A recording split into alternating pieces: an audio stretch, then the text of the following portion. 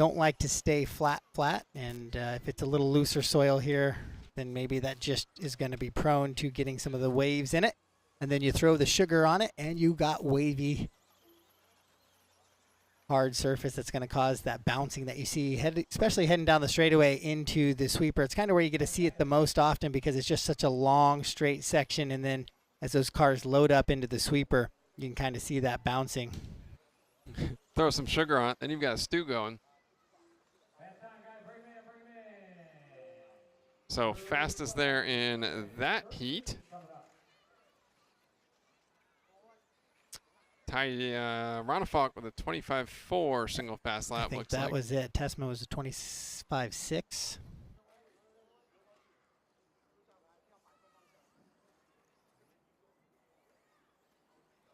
$13 of 14. So your B sort here. Yusuke Sugiura, another Japanese racer that I left out of my wild cards and is going to make me pay the price. Carson Wernimont, I don't think he's here. Pretty sure he's not here. There's probably a good possibility one of your podium guys may come out of this heat here. Yeah. Hubert Honigl, the Austrian racer who's been in the finals a ton of times. We've got former two-wheel drive world champion Hayato Matsuzaki. Talked about Naoto earlier, about his sheer speed, if he can keep it together. Maximum Matsukura. Four-wheel champ Bruno Coelho was in the B and two-wheel drive a couple years ago. I feel like that was really his coming to the stage worlds in 2015, where there were a lot of people Europeans already knew he was fast. Yeah, but for especially the Americans to really see his name, and a lot of them, asked the question like, who is this guy that's possibly winning the four-wheel drive world championship right now? Well, in 2014, he almost had won the touring car world. So everyone thought, oh, he's just an on-road guy, and then he destroyed everybody in four-wheel.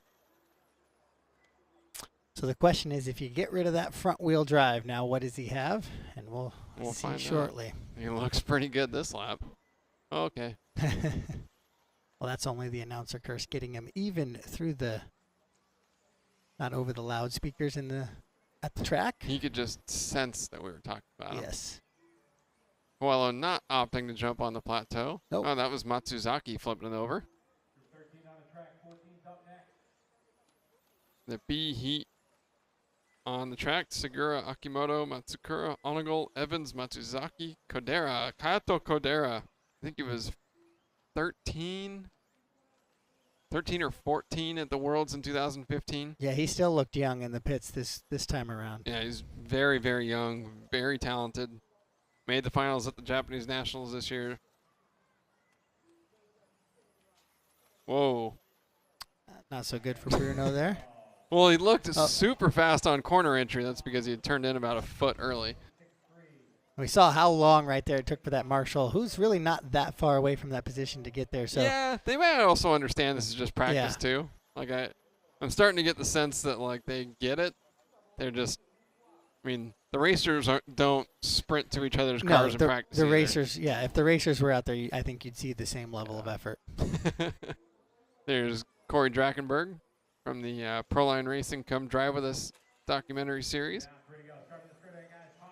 Putting together another inside look at the Worlds this year. So Bruno does have fast lap, as we said. He was looking good out there on a couple of them. 26.3 on that first time out. And then goes 26 flat, but then Kohta goes 25.7. So that might be the quickest. Did we get a 25.4 on the last heat, I believe? Wow. So 25.8 was as fast as we saw in practice session round 1. So now we've already kind of beat that before we've got back to that A resort. Don't think it's so much the track getting faster as it is. Guys are figuring it out a little bit, yeah.